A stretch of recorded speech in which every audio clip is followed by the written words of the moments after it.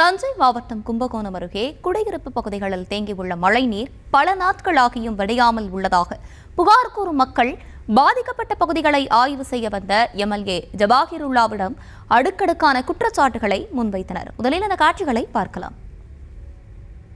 500 வீடுங்க இருக்கு. அவ்வளோ தண்ணி, எங்களுக்கு நெஞ்ச அளவுக்கு தண்ணி இருக்கு.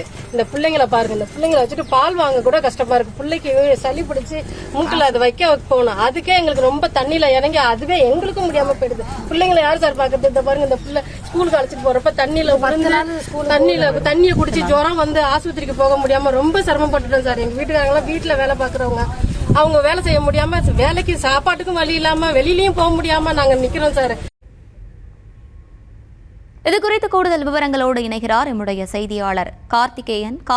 வணக்கம், விவரங்களை வழங்கலாம். வணக்கம் அர்ஷினி. பாபநாசம் சட்டமன்ற தொகுதிக்கு உட்பட்ட கும்பகோணம் வளையப்பேட்டை ஊராட்சியை சேர்ந்த VKS நகர் பகுதியில் 100க்கும் மேற்பட்ட ஏழை எளிய மக்கள் குடியிருப்பு பகுதி அங்கு உள்ளது. இந்த பகுதி தாழ்வான பகுதி என்பதால் மழை நீர் அப்பப்போது சூழ்ந்து கொள்கிறது. இது அவ்வப்போது மோட்டார் பம்ப்ஸ் வைத்து அப்புறப்படுத்தி வருகின்றனர். இப்ப கடந்த வாரம் பெய்த கனமழையினால இந்த பகுதியில நீர் சூழ்ந்து இருக்கு. அந்த ஒரு வார காலமாகியும் அது நீர் வடியாதனால அங்கெல்லாம் பாசி பிடித்து பச்சையா இருக்கிறது. இதனால முதியவர்கள், குழந்தைகள் உட்பட அனைவருக்கும் நோய்வாய்ப்பட்டு அவதிப்பட்டு வருவதாக குற்றம் தெரிவித்தனர். இந்நிலையில இப்பகுதியை ஆய்வு செய்ய வந்த பாபநாசம் சட்டமன்ற உறுப்பினர் ஜவாஹிருல்லாவிடம் அப்பகுதி மக்கள், அதாவது பெண்கள் சூழ்ந்து கொண்டு இது போன்று அவ்வப்போது இந்த நீரை வெளியேற்றுவது